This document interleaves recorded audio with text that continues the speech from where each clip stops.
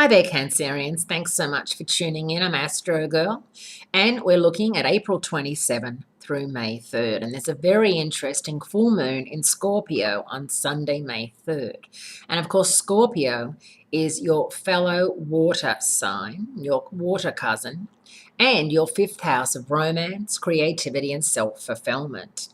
If you are in a relationship that is not fulfilling you, that is not romantic enough, that is not making you happy, this is a really good time for you to work out how to make changes to that.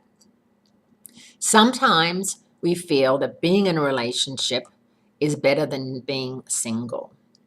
And, that's something that you have to think about and work out on your own. No one can tell you any different. But sometimes, you're better off being alone than being in a relationship which is draining, exhausting, boring, and, unfulfilling, to say the least. And I realize that if you have children or if you've been together for a long time or a short time, you want to work on it. And that's great. But then full moons like this in Scorpio come along and you realize that maybe when push comes to shove, you haven't worked on it enough, and it's really time for you to take a good hard look at the future of this relationship. And it doesn't necessarily have to be the relationship you have with your partner or lover. It can also be relationships you have with your best friends, with your family, because it is a self-fulfillment issue.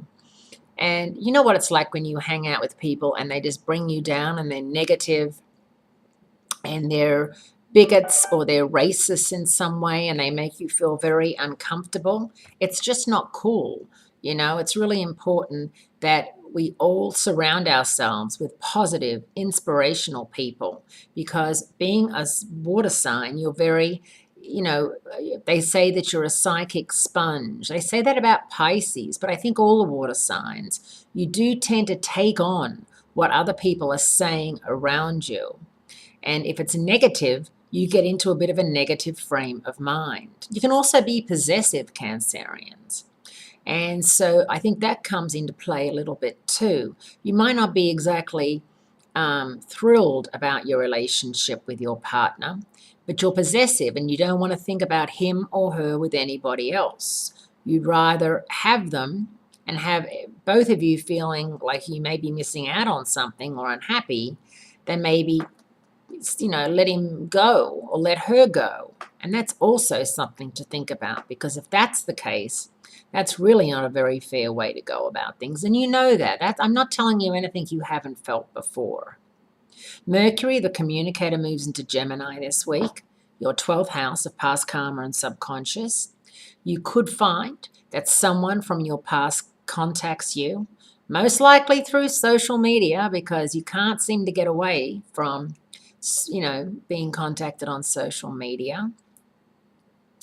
And whether or not you want to pick up that connection again or whether you want to leave it alone, maybe it was something that happened a while ago and you feel like you've moved on and you've been happy and moving on. It's up to you, but it's very definitely something that could happen, a blast from the past. It could also be a romantic blast from the past for those of you who are single. Anyone born under the sign of Scorpio, of Pisces, and Taurus, all really good matches for you. Have a great week, great speaking to you, and I do look forward to speaking to you again next week.